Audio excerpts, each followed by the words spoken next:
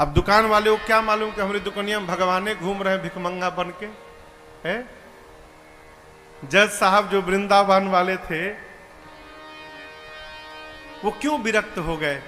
पत्नी ने कहा कि अरे भाई चलो, एक केवट की गवाही देने के लिए भगवान गवाह बन के चले गए थे कोर्ट में।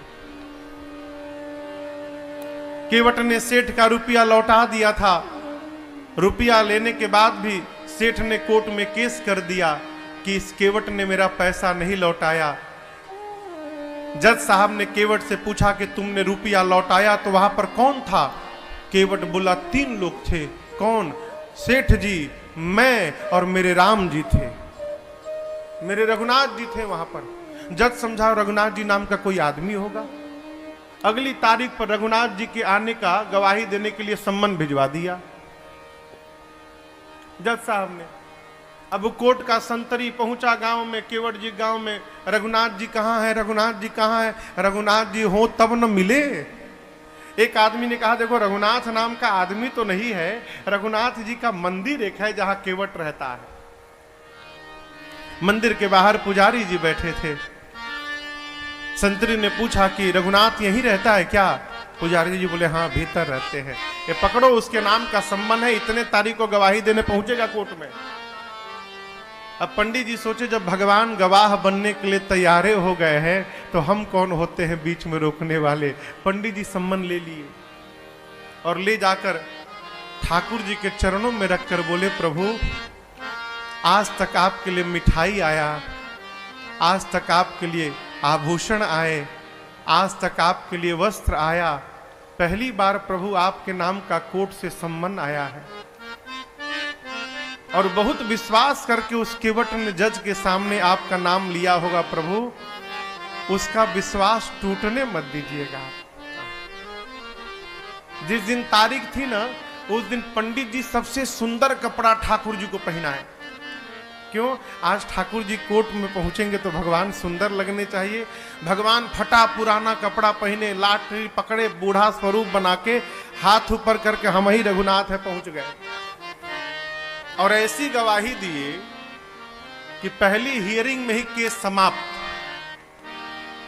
सेठ को सजा हो गई, केस तो समाप्त हो गया, लेकिन जज साहब डिस्टर्ब हो गए। सोचने लगे भाई आज तक तो ऐसा कोई गवाह आया ही नहीं जो एक ही बार में केस को ही समाप्त कर दे। कोर्ट से निकल के अपने चेंबर में गए, केवट को बुलाकर बिठाए। बोले ये बताओ कहां रहते हो तुम। रघुनाथ जी के मंदिर में मैं रहता हूं।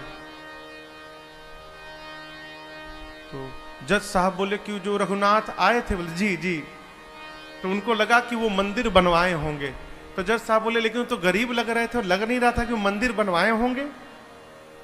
केवट ने कहा प्रभु वो मंदिर बनवाने वाले रघुनाथ जी नहीं थे, मंदिर के भीतर बैठने वाले रघुनाथ जी आए थे। जज की मति हरा गई हो, कांपने लगा। संतरी को बुलाकर बोला सही सही बताना तुमने किसको सम्मन दिया था। बोला सर माफ करिएगा सर, रघुनाथ नाम का आदमी नहीं मिला। रघुनाथ जी का मंदिर था, मंदिर में पुजारी जी को देके चला आया था मैं। तो जो आए थे वही पुजारी, नहीं पुजारी जी ये नहीं थे, दूसरे थे। जज को पूरी बात समझ में आ गई। घर गया और दरवाजा बंद करके जज साहब रोने लगे। पत्नी ने आकर पूछा क्यों रो रहे हो, पूरी बात बताए। पत्नी ने कहा इसमें रोने की कौन सी बात है। अरे मान लो धोखे में ही दर्शन हुआ, तुम तो भाग्यशाली हो, तुमको दर्शन तो मिला, नाचना चाहिए। बोले इसलिए नहीं रो रहा हूं कि राम जी चले गए, इसलिए नहीं रो रहा हूं, मैं इसलिए रो रहा हूं अरे कुर्सी पे बना जज मैं बैठा रहा, जगदीश खड़े समझाते रहे। जिनकी अदालत में पूरी दुनिया जाकर खड़ी होती है, आज उनको मैंने अपनी अदालत में खड़ा कराया। ऐसा वैराग्य चढ़ा हो जज साहब को, उसी समय रिजाइन दिए। सब घर परिवार छोड़कर चले गए वृंदावन। और ऐसा कहते हैं जब तक थे कभी बैठे नहीं वृंदावन में, खड़े रहे। लोग कहते थे बैठते क्यों नहीं आप? बोले मेरी यही सजा है, मैंने भगवान को अपनी अदालत में खड़ा करा के रखा था।